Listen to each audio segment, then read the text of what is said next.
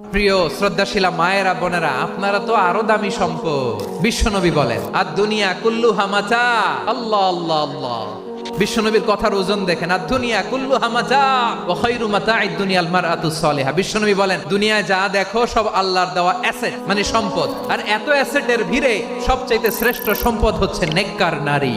কারণ এই মায়েদের পেটে এসেছে আল্লাহর ওলিরা, এই মায়েদের পেটে এসেছে খান জাহান আলী, এই মায়ের পেটে এসেছে শাহজালাল ইয়ামানি, এই মায়ের পেটে এসেছে আল্লাহর সব নবীরা। নাকি নবীরা আকাশ থেকে ধপ করে জমিনে নেমে আসছে? আমার সম্মানিতা মায়েরা বোনেরা, নিজেকে ইসলাম দিয়ে সাজান, নিজেকে পবিত্র রাখুন, নিজের আব্রু ঈমান ইজ্জতের হেফাজত করুন, কোরআন পড়ুন, সুন্নাহ পড়ুন। আপনি জানেন না আপনার গর্ভে কে আসছে, কোন ক্ষণজন্মা পুরুষকে আল্লাহ তাআলা আপনার গর্ভে পাঠাবে, আপনি জানেন না। মায়েরা, নিজেদেরকে পবিত্র রাখুন, ইসলাম চর্চা করুন, কোরআন চর্চা করুন, নৈতিকতা দিয়ে নিজেকে সাজান।